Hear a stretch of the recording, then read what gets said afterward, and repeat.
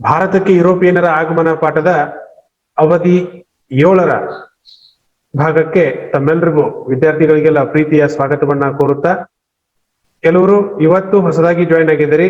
Join ಆದವರು ಈ ಹಿಂದಿನ ಪಾಠಗಳನ್ನ ನೋಡಿಲ್ಲ, ಕೇಳಿಲ್ಲ, ಆದ್ರೂ ಚಿಂತೆ ಮಾಡುವ ಅಗತ್ಯ ಇಲ್ಲ. ಈ ಮೇಲೆ ಬರ್ತಕ್ಕಂತ ಒಂದು ಲಿಂಕ್ ಅನ್ನ ಕ್ಲಿಕ್ ಮಾಡಿ ನೀವು ಈ ಮುಂಚೆಯ ವಿಡಿಯೋಗಳನ್ನ ನೋಡಬಹುದು. ಜೊತೆಗೆ ಇವತ್ತಿನ ಅವಧಿಗೆ ಸಂಬಂಧಪಟ್ಟ ಹಾಗೆ ಹೇಳ್ಬೇಕು ಅಂತಂದ್ರೆ, ಪಾಠದ ಮಧ್ಯದಲ್ಲಿ ಒಂದಷ್ಟು ನೋಟ್ಸ್ ಪ್ರಶ್ನೆಗಳು ಬರ್ತಾವ, ಅವುಗಳನ್ನ ಬರ್ಕೊಳ್ಬಹುದು.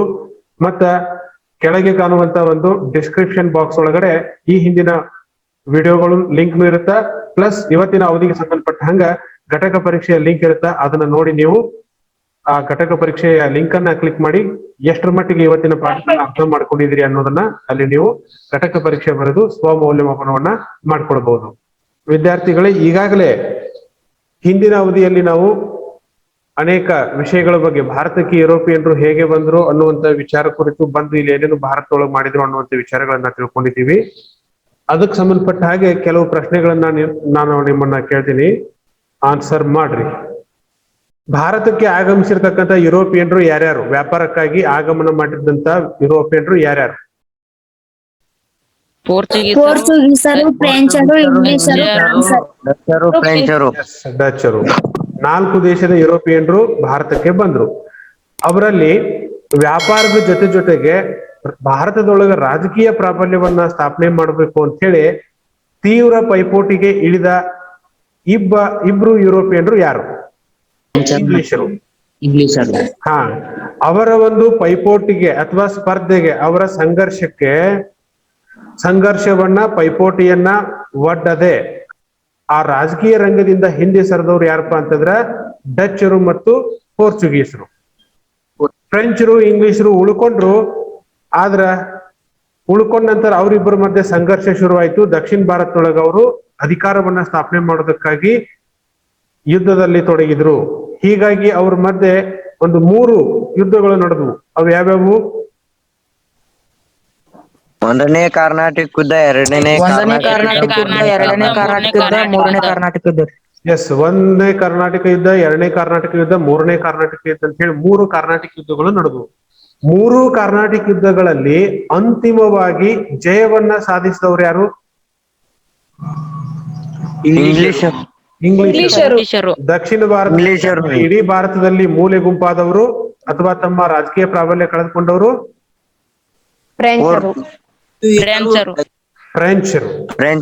ಫ್ರೆಂಚರು ಸೋತು.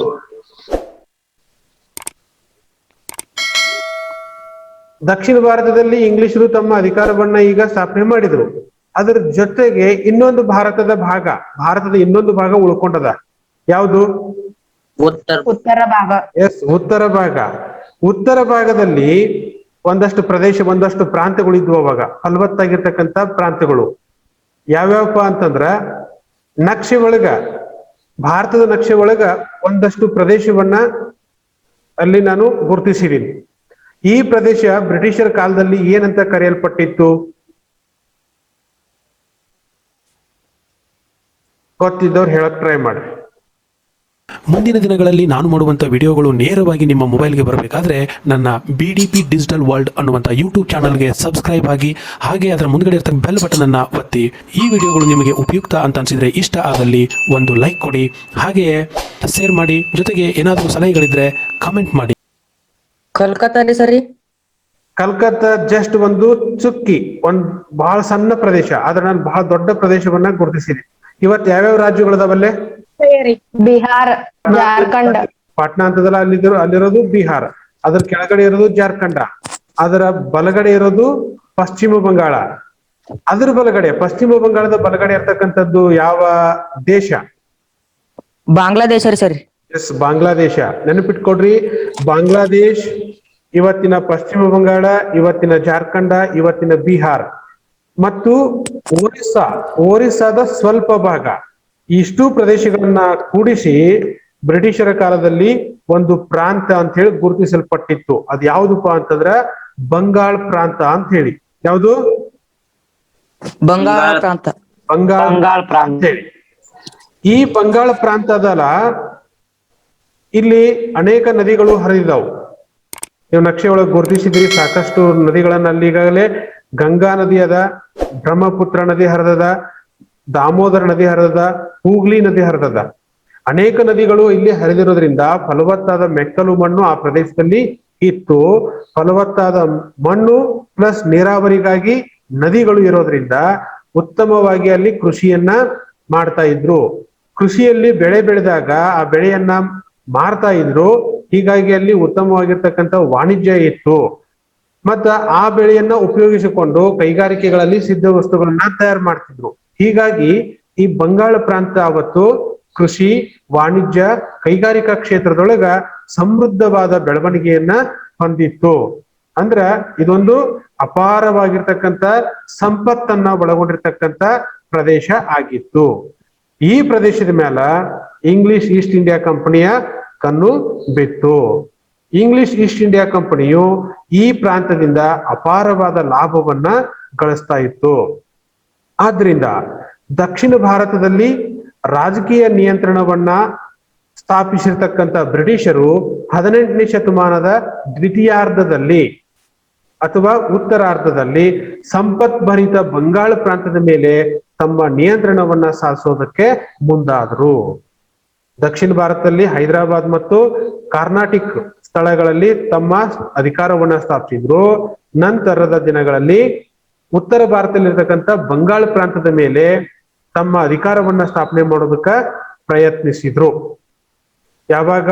18ನೇ ಶತಮಾನದ ಉತ್ತರಾರ್ಧ ಭಾಗದಲ್ಲಿ ಅಥವಾ ದ್ವಿತೀಯಾರ್ಧ ಭಾಗದಲ್ಲಿ.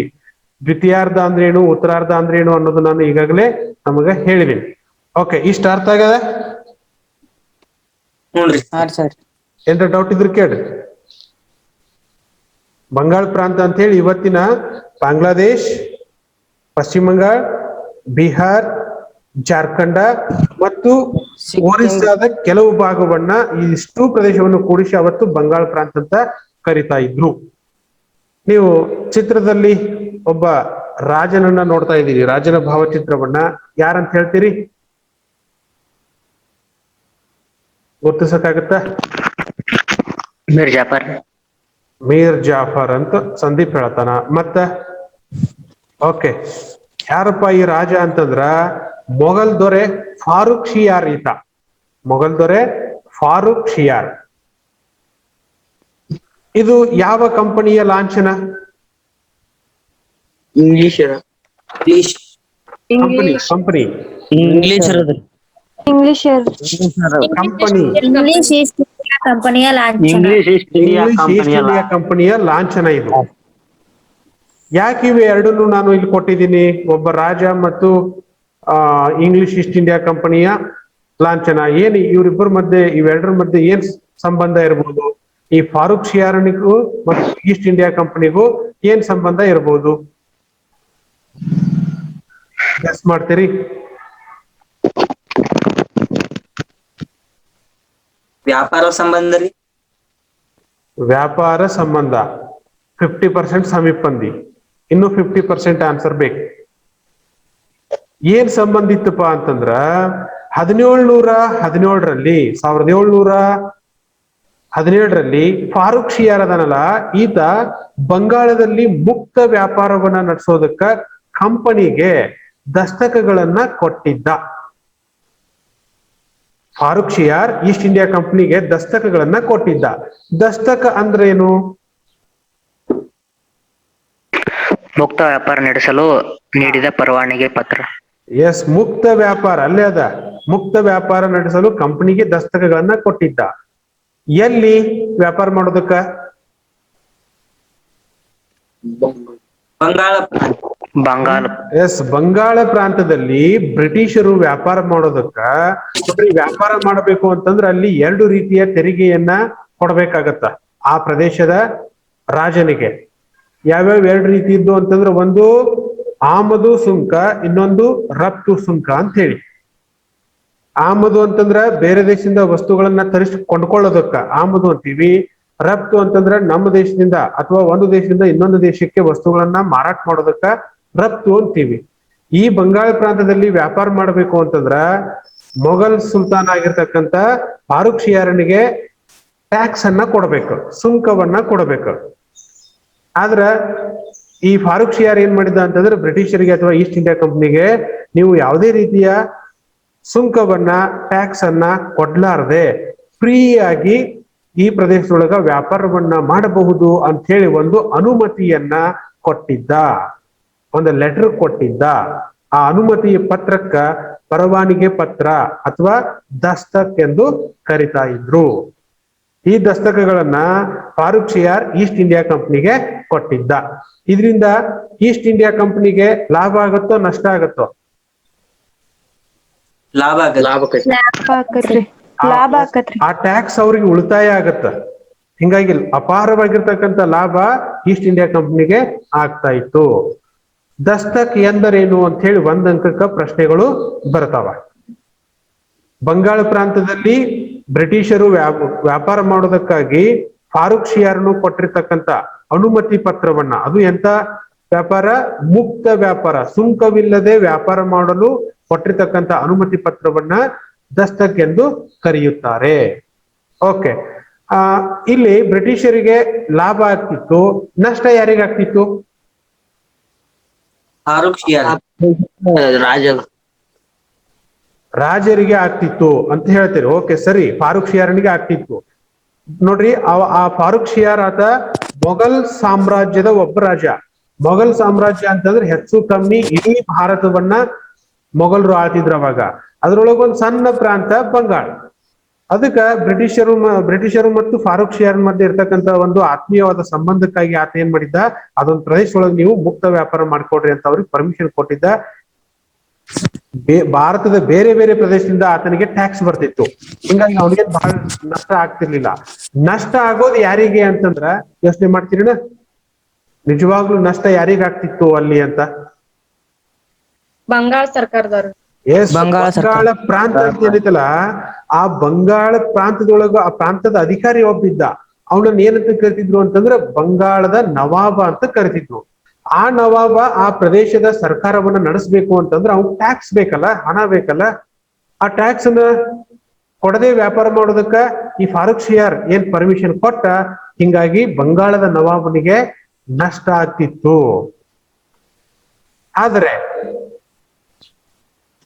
ಈ ದಸ್ತಕಗಳನ್ನ ಕೊಟ್ಟಿದ್ದು ಯಾರಿಗೆಪ್ಪ ಅಂತಂದ್ರ ಈಸ್ಟ್ ಇಂಡಿಯಾ ಕಂಪ್ನಿಗೆ. ಆ ಈಸ್ಟ್ ಇಂಡಿಯಾ ಕಂಪನಿಯಲ್ಲಿ ಕೆಲಸ ಮಾಡುವಂತ ನೌಕರರು ಏನ್ ಮಾಡಕತ್ರು ಅಂತಂದ್ರ ಈ ದಸ್ತಕಗಳನ್ನ ತಮ್ಮ ಖಾಸಗಿ ಅಥವಾ ಸ್ವಂತ ವ್ಯಾಪಾರಕ್ಕಾಗಿ ಇವುಗಳನ್ನ ಉಪಯೋಗ ಮಾಡಿಕೊಳ್ಳೋದಕ್ಕೆ ಶುರು ಮಾಡಿದ್ರು. ಅರ್ಥ ಆಯ್ತಾ? ಈಸ್ಟ್ ಇಂಡಿಯಾ ಕಂಪನಿ ಅನ್ನೋದು ಒಂದು ಬ್ರಿಟಿಷರ ಕಂಪನಿ. ಇದು ಇಂಗ್ಲೆಂಡಿನ ಸರ್ಕಾರದ ಅನುಮತಿಯೊಂದಿಗೆ ಭಾರತಕ್ಕೆ ಬಂದಿರತಕ್ಕಂತ ಒಂದು ಕಂಪನಿ. ಇದು ಈ ಕಂಪನಿಯಲ್ಲಿ 100 ಜನ ಬ್ರಿಟಿಷ್ ವ್ಯಕ್ತಿಗಳು ಕೆಲಸ ಮಾಡ್ತಿದ್ರು. ಅವರು ಆ ಕಂಪನಿಯ ಮುಖಾಂತರ ವ್ಯಾಪಾರವನ್ನ ಮಾಡ್ಬೇಕಾಗಿತ್ತು. ಆದ್ರ ಆ ಕಂಪನಿಯಲ್ಲಿರ್ತಕ್ಕಂಥ ನೌಕರರು ಈ ದಸ್ತಕಗಳನ್ನ ಎದಕ್ಕೆ ಬಳಸ್ಕೊಂಡ್ರು? ತಮ್ಮ ವ್ಯಾಪಾರ ವ್ಯವಹಾರ. ಖಾಸಗಿ ವ್ಯವಹಾರ ಅಂತಂದ್ರ, ಖಾಸಗಿ ವ್ಯಾಪಾರ ಅಂದ್ರ ತಮಗ ಸ್ವಂತ ಅಂದ್ರೆ ಯಾವ ರೀತಿ? ತಮಗ ಸ್ವಂತ ಅಂತಂದ್ರೆ ಯಾವ ರೀತಿ? ಅವ್ರಿಗೆ ಲಾಭ ಆಗುವಂಗ. ಅದೇ ಯಾವ ರೀತಿ? ಸುಮ್ನೆ ಹೆಂಗ್ ಲಾಭ ಆಗ್ತಿತ್ತು ಅವ್ರಿಗೆ? ಫಾರೂಕ್ ಶಿಯಾರ್ ದಸ್ತಕಗಳನ್ನ ಇಂಗ್ಲಿಷ್ ಈಸ್ಟ್ ಇಂಡಿಯಾ ಕಂಪನಿಗೆ ಕೊಟ್ಟಿದ್ದ, ವಿನಃ ಅದ್ರೊಳಗೆ ಕೆಲಸ ಮಾಡೋ ನೌಕರಸ್ಥರಿಗಲ್ಲ. ಆ ಕಂಪನಿ ಆ ದಸ್ತಕಗಳನ್ನ ಬಳಸ್ಕೊಂಡ ಏನ್ ಮಾಡಬಹುದಾಗಿತ್ತು? ಸುಂಕ ಮುಕ್ತ ವ್ಯಾಪಾರವನ್ನ ಮಾಡ್ಬೋದು. ಆದ್ರ ಅದ್ರೊಳಗೆ ಕೆಲಸ ಮಾಡೋ ನೌಕರಸ್ಥರು ಏನ್ ಮಾಡಾಕತ್ರಂದ್ರ ಅವರು ಏನ್ ಮಾಡಾಕತ್ರಂದ್ರ ವೈಯಕ್ತಿಕವಾಗಿ ವ್ಯಾಪಾರ ಮಾಡಕ್ ಶುರು ಮಾಡಿದ್ರು. ಮಾಡ್ತಿದ್ರು ಅವ್ರು ಮೊದಲ. ಆದ್ರ ಸರ್ಕಾರಕ್ಕೆ ಟ್ಯಾಕ್ಸ್ ಕೊಡ್ಬೇಕಾಗಿತ್ತು. 100ಕ್ಕೆ 20 ರೂಪಾಯಿ ಕೊಟ್ರೆ ಅಲ್ಲಿ 20 ರೂಪಾಯಿ ಅವ್ರಿಗೆ ನಷ್ಟ ಆಗ್ತಿತ್ತು. ಅದಕ್ಕ ಅವ್ರೇನ್ ಮಾಡಾಕ್ತಿದ್ರು, ಆ ಕಂಪನಿಗೆ ಕೊಟ್ಟಿರ್ತಕ್ಕಂಥ ದಸ್ತಕಗಳ ಹೆಸರಿನೊಳಗನ ಅದನ್ನ ಬಳಸ್ಕೊಂಡ ತಮ್ಮ ವೈಯಕ್ತಿಕ ವ್ಯಾಪಾರ ಮಾಡೋದಕ್ಕೆ ಶುರು ಮಾಡಿದ್ರು. ಒಂದ್ ಸಣ್ಣ ಉದಾಹರಣೆ ಹೇಳ್ತೀನಿ ನಿಮಗ. ಹಿರಿಯ ನಾಗರಿಕರಿಗೆ ಬಸ್ ಪಾಸ್ ಕೊಡ್ತಾರ. 60 ವರ್ಷ ಯಾರು ದಾಟಿರ್ತಾರಲ್ಲ ಅವ್ರನ್ನ ಹಿರಿಯ ನಾಗರಿಕರು ಅಂತ ಕರೀತಾರ. ಇಲ್ಲಿಂದ ಮುಧೋಳಕ್ಕೆ 20 ರೂಪಾಯಿ ಬಸ್ ಚಾರ್ಜ್ ಐತಿ ಅಂತ ಇಟ್ಕೊಡ್ರಿ. ಇಲ್ಲಿಂದ ಮುಧೋಳಕ್ಕೆ 20 ರೂಪಾಯಿ ಬಸ್ ಚಾರ್ಜ್ ಅದ. ಆ ಬಸ್ನವರು KSRTC ಅವರು ಹಿರಿಯ ನಾಗರಿಕರಿಗೆ, ಉದಾಹರಣೆಗೆ ನಿಮ್ ಮನಿ ಒಳಗ ನಿಮ್ಮ ತಂದೆಯವರಿಗೆ 60 ವರ್ಷ ದಾಟಿದ, 61 ವರ್ಷ ಆಗಿದೆ ಇಟ್ಕೊಡ್ರಿ. KSRTC ಅವರು ಒಂದು ಪರ್ಮಿಷನ್ ಕೊಡ್ತಾರ. ಏನಂತೇಳಿ, 20 ರೂಪಾಯಿ ಬಸ್ ಚಾರ್ಜ್ ಇದ್ರ ಅದ್ರ 25% ಹಣ ನಿಮ್ಗ ಕನ್ಸೆಷನ್ ಅದ. ಅಂದ್ರೆ 25 ರೂಪಾಯಿ 20 ರೂಪಾಯಿದೊಳಗ 5 ರೂಪಾಯಿ ನಿಮಗ್ ಕನ್ಸೆಷನ್, 15 ರೂಪಾಯಿ ಮಾತ್ರ ನೀವು ಬಸ್ ಚಾರ್ಜ್ ಕೊಡ್ರಿ ಅಂತ ಹೇಳಿ. ಉಳ್ದವ್ರಿಗೆಲ್ಲ ನಿಮ್ಗಾದ್ರ 20 ರೂಪಾಯಿ, ಹಿರಿಯ ನಾಗರಿಕರಿಗಾದ್ರ 15 ರೂಪಾಯಿ.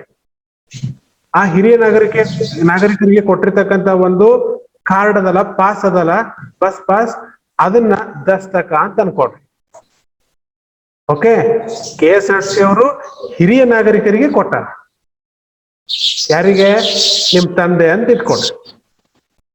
ನೀವೇನ್ ಮಾಡ್ತೀರಿ, ಮುಧೋಳ್ ಕೂತ್ನಾಗ ಅದ ಪಾಸ್ ತಗೊಂಡ್ ಹೋಗ್ತೀರಿ, ನೀವು ಅದನ್ನ ತೋರಿಸ್ತೀರಿ. ಅದ್ರೊಳಗೆ ಏನಿಲ್ಲ, ಅದ್ರೊಳಗೆ ಹೆಸರು ಇಲ್ಲ, ಫೋಟೋನು ಇಲ್ಲ, ವಯಸ್ಸು ಇಲ್ಲ, ಏನೂ ಇಲ್ಲ. ಒಟ್ಟ ಏನದು, ನಾವಿ ಇವರಿಗೆ ಈ ದಸ್ತಕನ್ನ ನೀಡಲಾಗಿದೆ.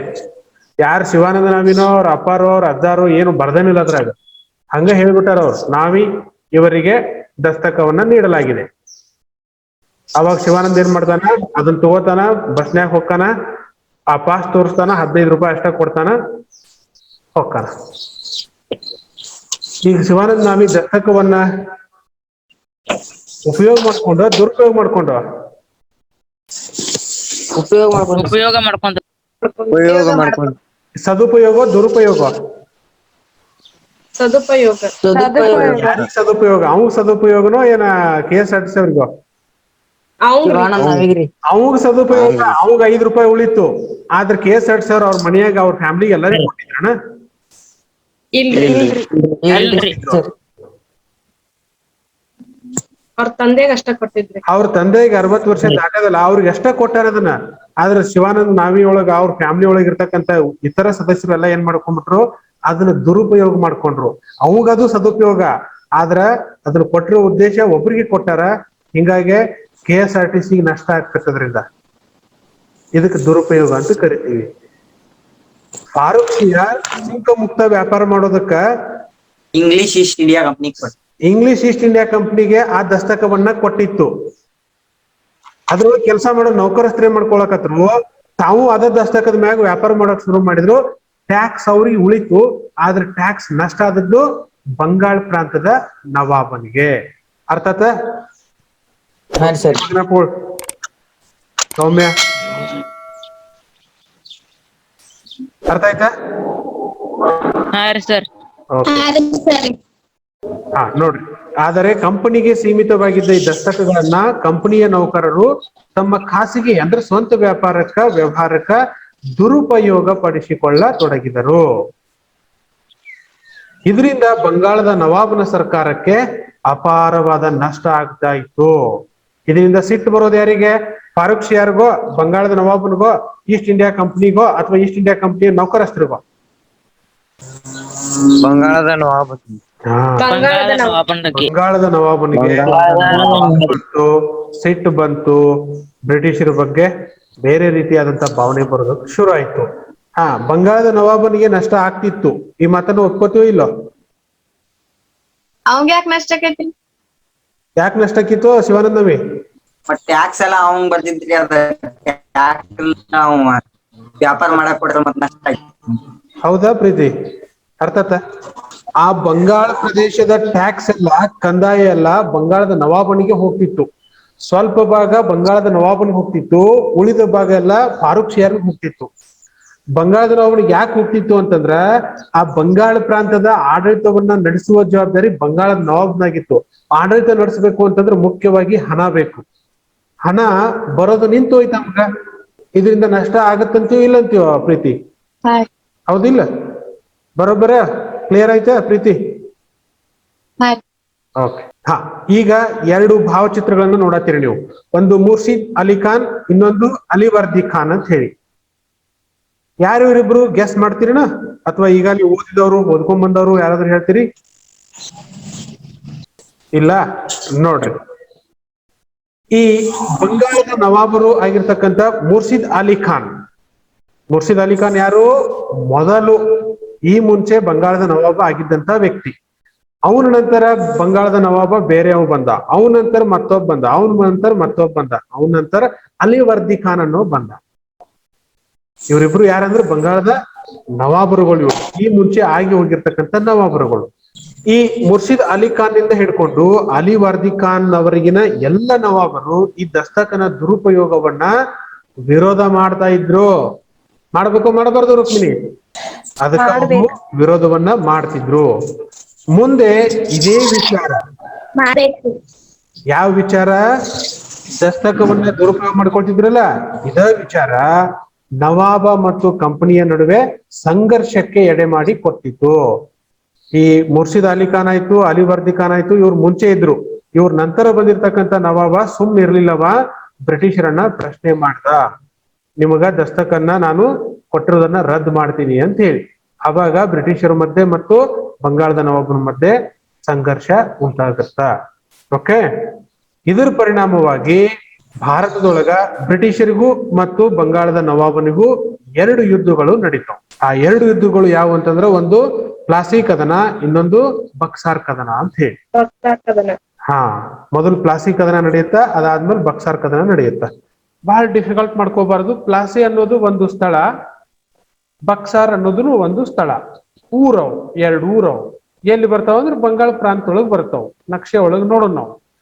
ಈ ಬಂಗಾಳದ ನವಾಬನಾಗಿರ್ತಕ್ಕಂತಹ ಅಲಿವರ್ದಿ ಖಾನ್, ಬಂಗಾಳದ ನವಾಬನಾಗಿದ್ದಂತಹ ಅಲಿವರ್ದಿ ಖಾನ್ 1756ರಲ್ಲಿ ನಿಧನ ಆಗ್ತಾನೆ.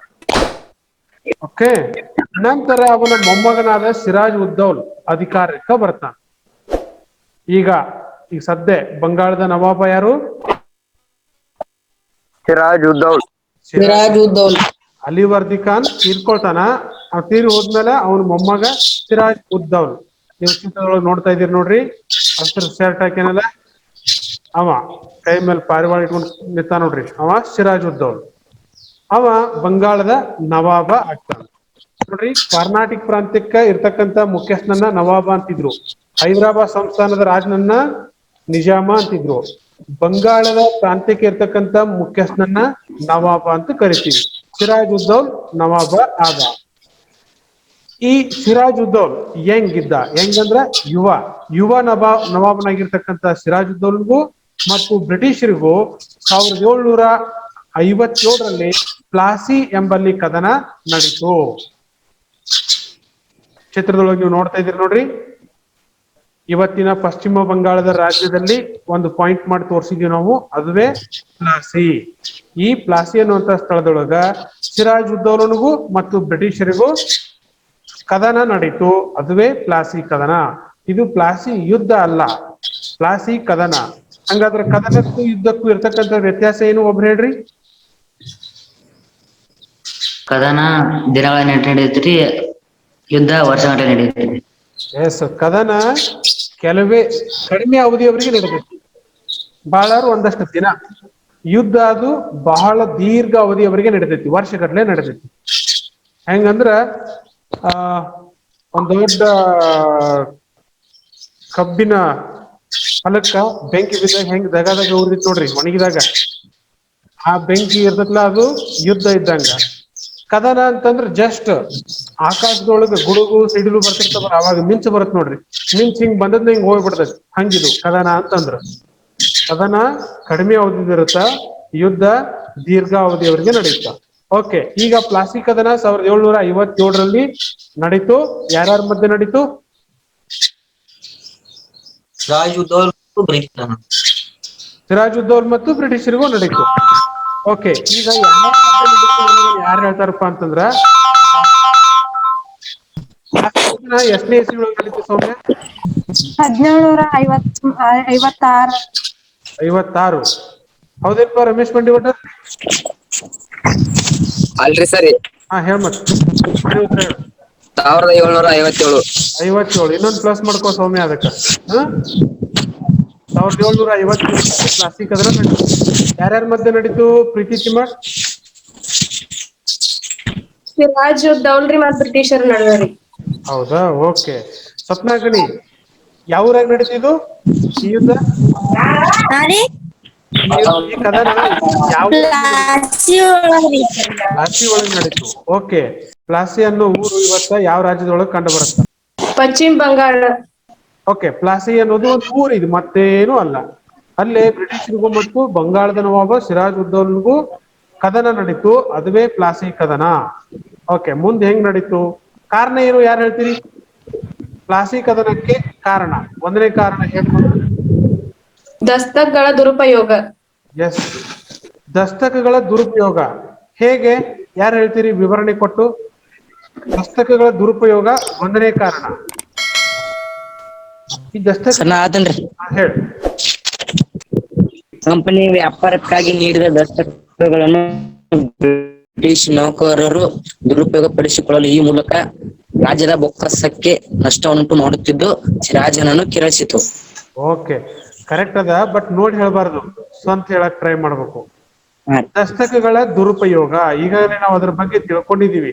ದಸ್ತಕ ಅಂತ ಕಸ ಯಾರ ಅವುಗಳನ್ನ ವ್ಯಾಪಾರ ಮಾಡೋದಕ್ಕ ಕಂಪನಿಗೆ ಕೊಟ್ಟಿದ್ದ. ಆದ್ರೆ ಕಂಪನಿಯ ನೌಕರರು ಈ ದಸ್ತಕಗಳನ್ನ ದುರುಪಯೋಗ ಮಾಡ್ಕೊಳ್ತಿದ್ರು. ಅಂದ್ರೆ ತಮ್ಮ ವೈಯಕ್ತಿಕ ವ್ಯಾಪಾರ ಮಾಡೋದಕ್ಕೆ ಇವನ್ನ ಬಳಸ್ಕೊಳ್ತಿದ್ರು. ಇದರಿಂದ ನವಾಬನ ರಾಜ್ಯದ ಬೊಕ್ಕಸ ಅಂತಂದ್ರ ಹಣವನ್ನು ಇಡುವಂತ ಸ್ಥಳ, ಹಣಕಾಸನ್ನ ನಿರ್ವಹಣೆ ಮಾಡುವಂತ ಸ್ಥಳ, ಆ ಬೊಕ್ಕಸಕ್ಕೆ ಅಪಾರವಾದ ನಷ್ಟ ಆಗ್ತಿತ್ತು. ಇದು ಸಿರಾಜ್ ಉದ್ದೌಲನ್ನ ಕೆರಳಿಸಿತು. ಪ್ಲಾಸಿ ಕದನಕ್ಕೆ ಒಂದನೇ ಕಾರಣ ದಸ್ತಕಗಳ ದುರುಪಯೋಗ. ಎರಡನೇ ಕಾರಣ ಏನು ಅಂತಂದ್ರ ಅನುಮತಿ ಇಲ್ಲದೆ ಕೋಟೆಯ ದುರಸ್ತಿ. ನೀವು ಚಿತ್ರದೊಳಗೆ ನೋಡ್ತಾ ಇದ್ದೀರಿ, ಒಂದನೇ ಚಿತ್ರ. ಕೋಟೆಯನ್ನ ಕಟ್ಟಿದಾರ. ಆ ಕೆಟ್ಟು ಹೋಗಿರ್ತಕ್ಕಂಥ ಕೋಟೆಯನ್ನ ದುರಸ್ತಿ ಮಾಡ್ಕೊಂಡಾರ, ಅಂದ್ರೆ ಅದನ್ನ ರಿಪೇರಿ ಮಾಡ್ಕೊಂಡಾರ. ಯಾಕೆ ಅವ್ರು ಮಾಡ್ಕೊಂಡಿದ್ರು ಬ್ರಿಟಿಷರು ಅಂತಂದ್ರ, ಫ್ರೆಂಚರ ಭಯದಿಂದ ಕಲ್ಕತ್ತಾ ಕೋಟೆಯನ್ನ ಬಲಪಡಿಸಿಕೊಂಡ್ರು. ಅವರ ವೈರಿಗಳು ಭಾರತದೊಳಗ ಫ್ರೆಂಚ್ ಇನ್ನೂ ಇದ್ರು. ಸೊ ಅವರ ಆಕ್ರಮಣದಿಂದ ರಕ್ಷಣೆ ಮಾಡಿಕೊಳ್ಳೋದಕ್ಕಾಗಿ ಕಲ್ಕತ್ತಾದಲ್ಲಿರ್ತಕ್ಕಂಥ ತಮ್ಮ ಕೋಟೆಯನ್ನ ಇವರು ರಿಪೇರಿ ಮಾಡ್ಕೊಂಡು ಬಲಪಡಿಸ್ಕೊಂಡ್ರು. ಜೊತೆಗೆ ಅಲ್ಲಿ ಫಿರಂಗಿಗಳನ್ನ ಇಟ್ರು. ಎರಡನೇ ಚಿತ್ರದೊಳಗೆ ನೋಡತ್ತೀರಿ ನೋಡ್ರಿ, ಫಿರಂಗಿ ಅಂತಂದ್ರು ವೈರಿಗಳ ಮೇಲೆ ಅಟ್ಯಾಕ್ ಮಾಡಕ್ ಇರ್ತಕ್ಕಂಥ ಒಂದು ಆಯುಧ, ಅದನ್ನ ಇಟ್ಕೊಂಡಿದ್ರು. ನೋಡ್ರಿ, ಒಂದು ನವಾಬನ ಸ್ಥಳದಲ್ಲಿ ಇರ್ತಕ್ಕಂಥ, ನವಾಬನ ವ್ಯಾಪ್ತಿಯಲ್ಲಿ ಇರ್ತಕ್ಕಂಥ ಬ್ರಿಟಿಷರು ಅಲ್ಲಿ ಕೋಟೆಯನ್ನ ರಿಪೇರಿ ಮಾಡ್ಕೋಬೇಕಂತಂದ್ರ ಅಥವಾ ಫಿರಂಗಿಗಳನ್ನ ಇಟ್ಕೋಬೇಕು ಅಂತಂದ್ರ ನವಾಬನ ಅನುಮತಿಯನ್ನ ಪಡ್ಕೋಬೇಕಾಗಿತ್ತು. ಆದ್ರೆ ನವಾಬನ ಅನುಮತಿಯನ್ನ ಪಡಿಲಾರ್ದನ ಕೋಟೆಯನ್ನ ದುರಸ್ತಿ ಮಾಡಿಸಿದ್ರು, ಫಿರಂಗಿಗಳನ್ನ ಇಟ್ರು. ಅವಾಗ ಸಿರಾಜ್ ಉದ್ದೌಲ ಏನ್ ಮಾಡ್ತಾನ, ಫಿರಂಗಿಗಳನ್ನ ಅವನ್ನ ತೆಗೆದು ಹಾಕ್ರಿ ಅಂತ ಅವ್ರಿಗೆ ಹೇಳ್ತಾನ. ಆದ್ರೂ ಕೂಡ ಬ್ರಿಟಿಷರು ಆ ಫಿರಂಗಿಗಳನ್ನ ಅಲ್ಲಿಂದ ತೆಗೆದು ಹಾಕೋದಿಲ್ಲ.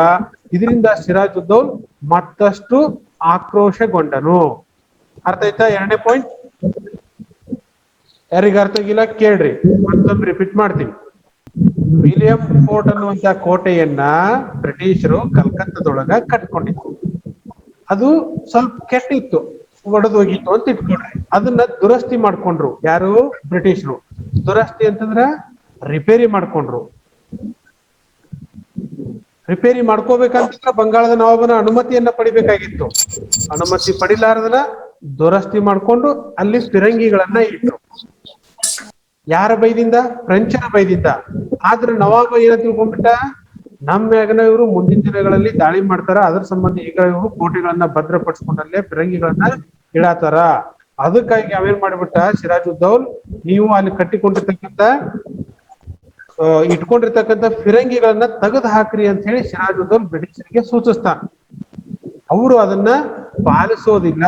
ಅವಾಗ ಸಿರಾಜ್ ಉದ್ದೌಲ್ ಆಕ್ರೋಶಗೊಂಡ. ಓಕೆ, ಹಾಗಾದ್ರೆ ಮೂರನೇ ಪಾಯಿಂಟ್ ಏನು? ಮೂರನೇ ಕಾರಣ ಒಂದದ, ನೋಡೋಣ. ಕಪ್ಪು ಕೋಣೆಯ ದುರಂತ ಅಂತೇಳಿ ಮೂರನೇ ಕಾರಣ. ಯಾವಾಗ ಫಿರಂಗಿಗಳನ್ನ ತೆಗೆದು ಹಾಕ್ಬೇಕಂತ ಸಿರಾಜುದ್ದೌಲ್ ಹೇಳಿದನೋ ಆಗ ಬ್ರಿಟಿಷರು ಅದನ್ನ ಪಾಲಿಸ್ಲಿಲ್ಲ. ಆಗ ಸಿರಾಜುದ್ದೌಲ್ ಏನ್ ಮಾಡ್ತಾನ, ಕಲ್ಕತ್ತಾದ ಫೋರ್ಟ್ ವಿಲಿಯಂ ಕೋಟೆ ಮೇಲೆ ದಾಳಿ ಮಾಡಿ ಅದನ್ನ ಗೆದ್ಕೊಳ್ತಾನ. ಗೆದ್ಕೊಂಡು ಕೆಲವರನ್ನ ಸೆರೆ ಹಿಡಿದ, ಸೈನಿಕರನ್ನ ಅರೆಸ್ಟ್ ಮಾಡ್ದ. ನೋಡ್ರಿ, 146 ಜನ ಬ್ರಿಟಿಷರು ಸಿಕ್ಕಿದ್ರು, ಸೆರೆ ಸಿಕ್ಕಿದ್ರು. ಅವ್ರನ್ನ ಚಿಕ್ಕ ಕೊಠಡಿ ಒಂದ್ರಲ್ಲಿ, ಒಂದು ಚಿಕ್ಕ ರೂಮ್ನೊಳಗ ಏನ್ ಮಾಡ್ತಾನ, ಬಂಧಿಸಿಡ್ತಾನ. ಯಾರು? ಸಿರಾಜುದ್ದೌಲ್. 146 ಮಂದಿಯನ್ನ ಸಣ್ಣ ಕೊಠಡಿ ಒಳಗ ಬಂಧಿಸಿಡ್ತಾನ. ನೀವು ಚಿತ್ರವನ್ನ ನೋಡತ್ತೀರಿ, 2ನೇ ಚಿತ್ರ. ಒಂದು ಸಣ್ಣ ಕೊಠಡಿಯನ್ನ 146 ಮಂದಿ ಹಾಕಿದ್ರೆ ಅವ್ರು ಹೆಂಗ್ ಕುತ್ಕೋಬಹುದು, ಅಲ್ಲಿ ಹೆಂಗ್ ನಿಂತ್ಕೋಬಹುದು, ಆ ರೀತಿಯಾದಂತ ಸನ್ನಿವೇಶ ಇತ್ತು. ಕಿಟಕಿಗಳು ಇರ್ಲೇ ಇಲ್ಲ, ಅದಕ್ಕ ಬರೀ ಬಾಗಿಲು ಒಂದೇ ಇತ್ತು, ಬಾಗ್ಲನ್ನು ಕ್ಲೋಸ್ ಮಾಡಿಬಿಟ್ಟ.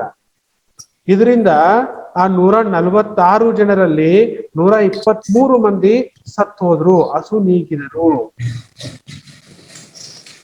ಇದರಿಂದ ಬ್ರಿಟಿಷರಿಗೆ ಫುಲ್ ಖುಷಿ ಆಗತ್ತ, ಹೌದಿಲ್ಲ? ಬ್ರಿಟಿಷರಿಗೆ ಸಿಟ್ಟು ಬಂತು. 146 ಮಂದಿನ ಅರೆಸ್ಟ್ ಮಾಡಿದ್ರಿಂದ ಅದ್ರಾಗ 123 ಮಂದಿನ ಒಂದು ಚಿಕ್ಕ ಕೊಠಡಿ ಒಳಗೆ ಹಾಕಿ ಸಾಯಿಸಿ ಬಿಟ್ಟಲ್ಲ ಅಂತ ಹೇಳಿ ಬ್ರಿಟಿಷರಿಗೆ ಆಕ್ರೋಶ, ಸಿಟ್ಟು ಬಂತು. ನೋಡ್ರಿ, ಈ ಒಂದು ಘಟನೆಯನ್ನ 123 ಜನ ಏನ್ ತಿರ್ಕೊಂಡ್ರಲ್ಲ, ಈ ಘಟನೆಯನ್ನೇ ನಾವು ಏನಂತ ಕರಿತೀವಪ್ಪ ಅಂತಂದ್ರ ಕಪ್ಪು ಕೋಣೆ ದುರಂತ ಅಂತ ಕರಿತೀವಿ.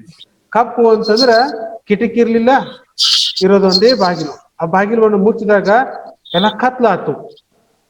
ಮತ್ತಲ್ಲೇ ಆಮ್ಲಜನಕದ ಕೊರತೆಯಾಗಿ ಅದ್ರೊಳಗಿರ್ತಕ್ಕಂಥ 123 ಮಂದಿ ಜನ ಅಲ್ಲಿ ತೀರ್ ಹೋದ್ರು. ಈ ಘಟನೆಯನ್ನ ಕಪ್ಪು ಕೋಣೆ ದುರಂತ ಅಂತ ಕರಿತೀವಿ. ಈ ಕಪ್ಪು ಕೋಣೆ ದುರಂತವನ್ನ ಮಾಡಿದವ್ರು ಯಾರು? ಸಿರಾಜುದ್ದೌಲ್ ಮಾಡಿದ. ಓಕೆ. ಈ ಸುದ್ದಿಯನ್ನ ಕೇಳಿರ್ತಕ್ಕಂಥ ರಾಬರ್ಟ್ ಕ್ಲೈವ್ ಉಗ್ರ ಕೋಪದಲ್ಲಿ ಬಲಿಷ್ಠ ಸೇನೆಯೊಂದಿಗೆ ಬಂಗಾಳಕ್ಕೆ ಬಂದ. ಎದಕ್ ಬಂದ? ಯುದ್ಧ ಮಾಡಕ್ರಿ. ಹಾ, ಯಾರ ಮೇಲ? ಯುದ್ಧ ಮಾಡಕ್ರಿ. ಸಿರಾಜುದ್ದೌಲ್ ಮ್ಯಾಗ ಯುದ್ಧ ಮಾಡಕ ಬಂಗಾಳಕ್ಕ ಬಂದ. ಚಿತ್ರದೊಳಗೆ ನೋಡತ್ತೀರಿ ನೀವು. 1ನೇ ಚಿತ್ರ ರಾಬರ್ಟ್ ಕ್ಲೈವ್, 2ನೇ ಚಿತ್ರ ಸಿರಾಜುದ್ದೌಲ್ ಅಲ್ಲ. ಯಾರು ಅವ ಅಂತಂದ್ರ ಮೀರ್ ಜಾಫರ್. ಅವ.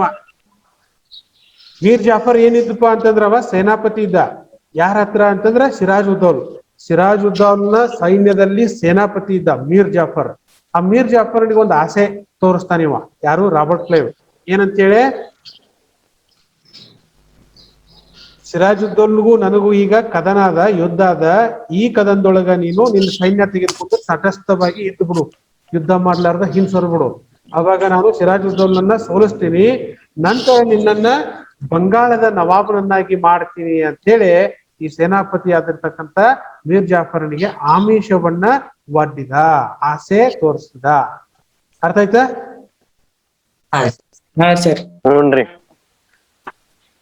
ಈಗ ನಿನ್ನಪ್ಪ ಶಿವಾನಂದ, ನೀನ ಅಲ್ಲಿ ಮೀರ್ ಜಾಫರ್ ಆಗಿದ್ಕೋ, ನೀನ ಅಲ್ಲಿ ಸೇನಾಪತಿ ಆಗಿದ್ದಿ, ನಿನ್ನ ಹೆಸರು ಶಿವಾನಂದ.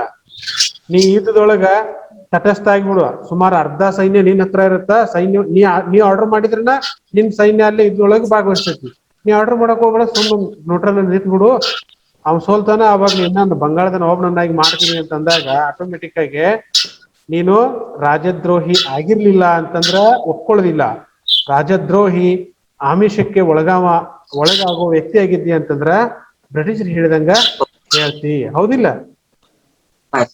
ಅದೇ ಪ್ರಕಾರ ಈ ಮೀರ್ ಜಾಫರ್ ಮಾಡ್ಬಿಡ್ತಾನ.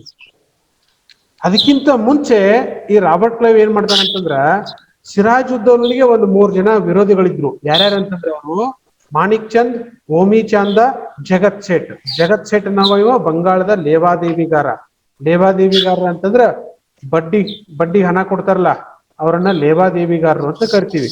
ಬಂಗಾಳದಲ್ಲಿರ್ತಕ್ಕಂಥ ಶ್ರೀಮಂತ ವ್ಯಕ್ತಿಗಳು ಇವ್ರು 3 ಜನ. ಈ 3 ಶ್ರೀಮಂತ ವ್ಯಕ್ತಿಗಳನ್ನ ರಾಬರ್ಟ್ ಕ್ಲೈವ್ ತನ್ನತ್ತ ಸೆಳೆದುಕೊಳ್ಳುತ್ತಾನೆ. ಸಿರಾಜುದ್ದೌಲ್ನ ವೈರಿಗಳಾಗಿರ್ತಕ್ಕಂಥ ಈ 3 ಜನರನ್ನ ತನ್ನ ಸ್ನೇಹಿತರನ್ನಾಗಿ ಮಾಡ್ಕೊಂಡು ತನ್ನತ್ತ ಸೆಳೆದುಕೊಳ್ತಾನ. ಜೊತೆಗೆ ಮೀರ್ ಜಾಫರ್ನಿಗೆ ಆಮಿಷವನ್ನ ಒಡ್ಡಿ ಯುದ್ಧದಲ್ಲಿ ತಟಸ್ಥ ಅಂದ್ರೆ ಸೊಮ್ಮಿರೋದು, ಸಪರೇಟ್ ಆಗಿ ತಟಸ್ಥವಾಗಿರೋದಕ್ಕ ಒಪ್ಪಿಸಿದ. ಮುಂದೇನಾಯ್ತು ನೋಡ್ರಿ, ರಾಬರ್ಟ್ ಕ್ಲೈವನಿಗೂ ಮತ್ತು ಸಿರಾಜ್ ಉದ್ದೌಲನಿಗೂ ಪ್ಲಾಸಿ ಅನ್ನುವಂತ ಸ್ಥಳದಲ್ಲಿ 1757ರಲ್ಲಿ ಕದನ ನಡೀತು. ಜೂನ್ 23ರಂದು ರಾಬರ್ಟ್ ಕ್ಲೈವ್ ಸಿರಾಜ್ ಉದ್ದೌಲ ಮೇಲೆ ಕದನವನ್ನ ಸಾರಿದ. ಪ್ಲಾಸಿ ಎಂಬಲ್ಲಿ ನಡೆದಂತ ಈ ಕದನದಲ್ಲಿ ಯಾವ ರೀತಿ ಕ್ಲೈವ್ ಪ್ಲಾನ್ ಹಾಕಿದ್ದಲ್ಲ ರಾಬರ್ಟ್ ಕ್ಲೈವ್, ಅದರಂತೆಯೇ ಎಲ್ಲವೂ ನಡೀತು. ಮೀರ್ ಜಾಫರ್ನಿಗೆ ಆಮಿಷ ಒಡ್ಡಿ ತಟಸ್ಥವಾಗಿರೋದಕ್ಕೆ ಹೇಳಿದಲ್ಲ, ಅದೇ ಪ್ರಕಾರನ ಅವು ಮಾಡಿಬಿಟ್ಟ ಮೀರ್ ಜಾಫರ್. ಎಲ್ಲ ತಾನು ಅನ್ಕೊಂಡಂಗ ನಡೀತು ರಾಬರ್ಟ್ ಕ್ಲೈವ್ನಿಗೆ. ಹೀಗಾಗಿ ಏನಾಯ್ತಪ್ಪ ಅಂತಂದ್ರ ಯುದ್ಧ ಭೂಮಿಯಿಂದ ತಪ್ಪಿಸ್ಕೊಳ್ಬೇಕಾಯ್ತು ಸಿರಾಜ್ ಉದ್ದೌಲ ಅನಿವಾರ್ಯವಾಗಿ. ಆದ್ರೂ ಕೂಡ ತಪ್ಪಿಸಿಕೊಂಡಿರ್ತಕ್ಕಂಥ ಸಿರಾಜ್ ಉದ್ದೌಲನನ್ನ ಸೆರೆ ಹಿಡಿದು ಕೊಲ್ಲಲಾಯಿತು. ನಿಜವಾಗಿಯೂ ಸಿರಾಜ್ ಉದ್ದೌಲ್ ಒಬ್ಬ ವೀರ ಯೋಧ. ಆದ್ರ ಸುಮಾರು ಅರ್ಧ ಸೈನ್ಯ ಯುದ್ಧದಲ್ಲಿ ಪಾಲ್ಗೊಳ್ಳದೆ ಹೋದಾಗ ಸೋಲು ಇವನ್ ಕಡೆ ಆಯ್ತು. ಹೀಗಾಗಿ ಯುದ್ಧ ಭೂಮಿಯಿಂದ ತಪ್ಪಿಸಿಕೊಂಡ. ಆದ್ರೂ ಕೂಡ ಅವನನ್ನ ಹಿಡಿದು ಬ್ರಿಟಿಷರು ಏನ್ ಮಾಡಿದ್ರು, ಕೊಲೆ ಮಾಡಿದ್ರು. ನೋಡ್ರಿ, ಈ ಒಂದು ಯುದ್ಧದಿಂದ ನಾವು ಕಂಡ್ಕೋಬೇಕಾಗಿರೋದು ಏನು ಅಂತಂದ್ರ, ನಮ್ಮಲ್ಲಿ ಒಗ್ಗಟ್ಟು ಇರ್ಲಿಲ್ಲ, ಸಂಘಟನೆ ಇರ್ಲಿಲ್ಲ. ಆಮಿಷಕ್ಕೆ ಒಳಗಾಗುವ ವ್ಯಕ್ತಿಗಳು ನಾವಾಗಿದ್ವು ಭಾರತೀಯರು. ಆ ಸಂದರ್ಭದಲ್ಲಿ ಕೆಲವು ವ್ಯಕ್ತಿಗಳು ಆಸೆಗೆ ಒಳಗಾಗುವಂತ ವ್ಯಕ್ತಿಗಳಾಗಿದ್ರು. ನಮ್ಮಲ್ಲಿ ಸಂಘಟನೆ ಅನ್ನೋದು ಇರ್ಲಿಲ್ಲ. ಹೀಗಾಗಿ ನಾವು ಬ್ರಿಟಿಷರ ವಿರುದ್ಧ ಸೋಲ್ಬೇಕಾಗಿತ್ತು.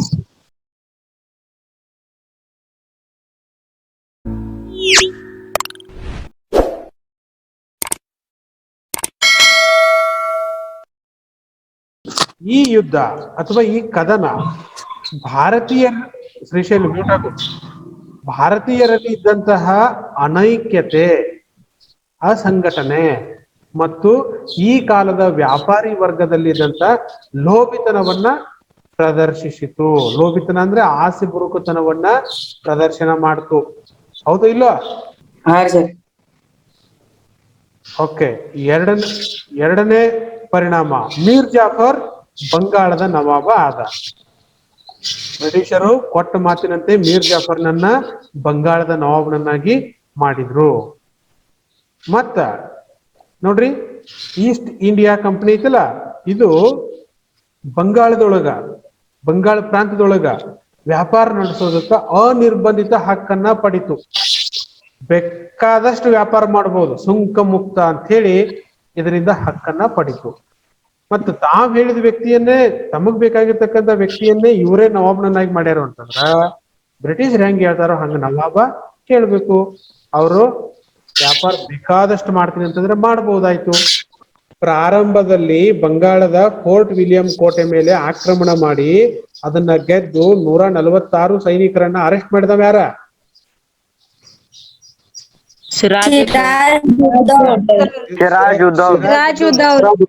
ಸಿರಾಜ್ ಉದ್ದೌಲ ಆಕ್ರಮಣ ಮಾಡಿ ಅದನ್ನ ಗೆದ್ಕೊಂಡಿದ್ದ. 123 ಮಂದಿನ ಕೊಂದ ನಂತರ ಇದಕ್ಕ ಇಷ್ಟೆಲ್ಲಾ ದುರ್ಘಟನೆ ನಡಿಬೇಕು ಅಂತಂದ್ರ, ಅಪಾರವಾದ ಆರ್ಥಿಕ ಹಾನಿ ಆಗ್ಬೇಕು ಅಂತಂದ್ರ, ಹಣದ ನಷ್ಟ ಆಗ್ಬೇಕು ಅಂತಂದ್ರ ಕಾರಣ ಬಂಗಾಳದ ನವಾಬ್ ಆಗಿರ್ತಕ್ಕಂಥ ಸಿರಾಜ್ ಉದ್ದೌಲ್. ಅದನ್ನೆಲ್ಲ ನೀನು ತುಂಬ ಕೊಡ್ಬೇಕಂತಂದ್ರ 17,70,00,000 ಕೊಡ್ಬೇಕು ಅಂತ ಹೇಳಿ ಬ್ರಿಟಿಷರು ಮೀರ್ ಜಾಫರ್ ಕೇಳಿದ್ರು. ಮೀರ್ ಜಾಫರ್ ಕೊಡ್ಬೇಕು ಕೊಡ್ಬಾರ್ದು? ಕೊಡಬಾರ್ದ್ರಿ. ನೀವ ಮೀರ್ ಜಾಫರ್ ಆಗಿದ್ರಿ ಅಂತ ಇಟ್ಕೊಡ್ರಿ, ಆ ಟೈಮ್ದೊಳಗ ಕೊಡ್ತಿದ್ರು ಇಲ್ಲ? ಇಲ್ರಿ. ಇಲ್ಲ ಅಂತಂದ್ರೆ ನಿಮ್ಮ ನವಾಬ್ ಹುದ್ದೆಯಿಂದ ತೆಗೆದು ಹಾಕ್ತಾರೋ ಬ್ರಿಟಿಷರು. ಅವ್ರು ನವಾಬ್ ಮಾಡಿದಾಗ ನೀವು ನವಾಬ್ ಆಗಿರಿ. ಏನ್ ಮಾಡ್ತೀರಿ ಹಂಗಾರ? ಪ್ರಜ್ವಲ್, 17,70,00,000 ಬ್ರಿಟಿಷರಿಗೆ ಕೊಡ್ತೀವೋ ಇಲ್ಲೋ? ನೀನೇ ನವಾಬ್ ಆಗಿದ್ದಂತ ಇಟ್ಕೋ. ನೀ ಆಗಿಲ್ಲ, ಅವ್ರು ಮಾಡ್ಯಾರ ನಿನ್ನ, ಕೊಡ್ಬೇಕಾಗತ್ರಿ. ಅದಕ್ಕ ಮೀರ್ ಜಾಫರ್ ಏನ್ ಮಾಡಿದ, 17,70,00,000 ಈಸ್ಟ್ ಇಂಡಿಯಾ ಕಂಪನಿಗೆ ಅದಕ್ಕೆ ಪರಿಹಾರವಾಗಿ, ಯಾವ್ದಕ್ ಪರಿಹಾರ? ಸಿರಾಜ್ ಉದ್ದೌಲ್ನು ಕಲ್ಕತ್ತಾದ ಮೇಲೆ ನಡೆಸಿದ ಆಕ್ರಮಣಕ್ಕೆ ಪರಿಹಾರವಾಗಿ ಮೀರ್ ಜಾಫರ್ ಕಂಪನಿಗೆ 17,70,00,000 ಕೊಟ್ಟ. 4 ಪರಿಣಾಮಗಳು. ಹಿಂಗ ನೋಡ್ರಿ, ಮುಂದಿನ ದಿನಗಳಲ್ಲಿ ಮೀರ್ ಜಾಫರ್ನು ಕೂಡ ಕಂಪನಿ ಮತ್ತು ನೌಕರರ ಕೈಗೊಂಬೆಯಾಗುವ ಮೂಲಕ ನಿರಂತರ ಶೋಷಣೆಗೆ ಒಳಗಾದ. ಸುಮ್ಬಿಡ್ತಾರನವ್ರು ಬ್ರಿಟಿಷರು. ಅಪಾರ ಪ್ರಮಾಣದ ಅಭಿವೃದ್ಧಿಯನ್ನ ಕಂಡಿರ್ತಕ್ಕಂಥ, ಸಂಪತ್ತನ್ನ ಒಳಗೊಂಡಿರ್ತಕ್ಕಂಥ ಸ್ಥಳ ಯಾವ್ದಪ್ಪ ಅಂತಂದ್ರ ಬಂಗಾಳ ಪ್ರಾಂತ. ಅಲ್ಲಿರ್ತಕ್ಕಂಥ ಸಂಪತ್ತನ್ನ ಬೇರೆ ಬೇರೆ ರೂಪದೊಳಗ ದೋಚಬೇಕು ಅನ್ನೋದೇ ಬ್ರಿಟಿಷರ ಉದ್ದೇಶ ಆಗಿತ್ತು. ತಮ್ಮ ವ್ಯಕ್ತಿಯೇ ಅಲ್ಲಿ ನವಾಬ ಇರೋದ್ರಿಂದ ಬ್ರಿಟಿಷರು ಬಂಗಾಳನ್ನ ತಮ್ಮ ಇಚ್ಛೆಯಂತೆ ಆಳೋದಕ್ಕೆ ಶುರು ಮಾಡಿದ್ರು. ಮೀರ್ ಜಾಫರ್ ಇಲ್ಲಿ ಸ್ವತಂತ್ರವಾಗಿ ಆಳ್ವಿಕೆನ ಮಾಡೋದಕ್ಕೆ ಅವಕಾಶ ಇತ್ತೋ ಇಲ್ಲೋ? ಇಲ್ಲ. ಬ್ರಿಟಿಷರ ಅಥವಾ ಕಂಪನಿಯ ಕೈಗೊಂಬೆ ಆಗ್ಬಿಟ್ಟ.